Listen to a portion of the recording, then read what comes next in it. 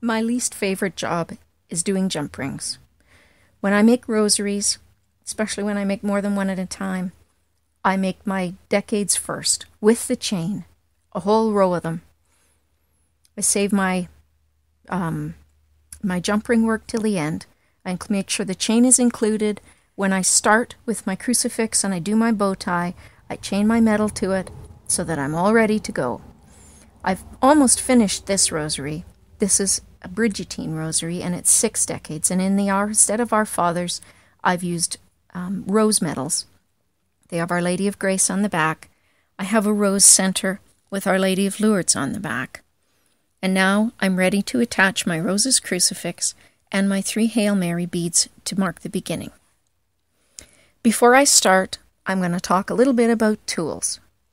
When I go to do jump rings, my rosary pliers are not the tool I reach for, because the conical tips on them don't give you a sufficient grip on jump rings to be able to handle them in a manner that is efficient. And believe me, I don't want to spend any more time than I have to doing this. So, when I go to pick up a jump ring, I use my pliers, and these are a smooth-nosed, broad-tip plier. I can pick up a jump ring right across both the rings with it, or both sides of the rings with it, and I've got a hold of it. It's not going anywhere. Then I get my jump ring opener tool. It's a nifty little ring with slots cut in it of different sizes, depending on the thickness of the jump rings you want to use. I don't know how other people use it, but when I use it, I slide it up my finger just to the first knuckle.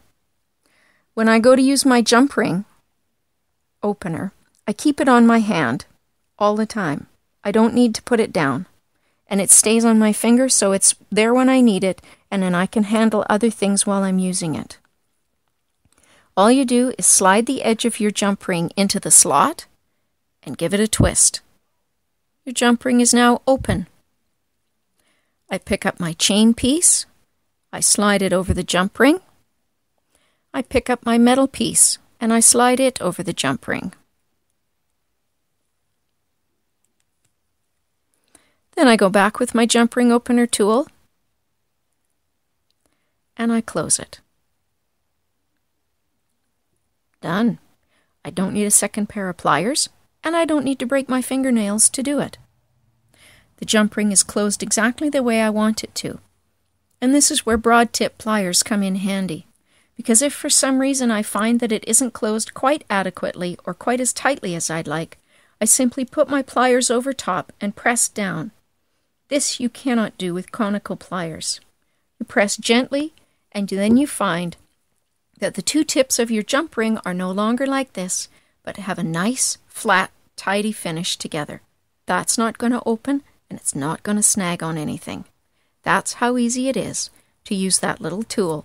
And I'm telling you, when I do a lot of jump ring work, I keep it on my finger, and it takes so much less time, and it's so much easier to do. This is Monica from St. Joseph's, asking God's blessings on you. Thanks for watching.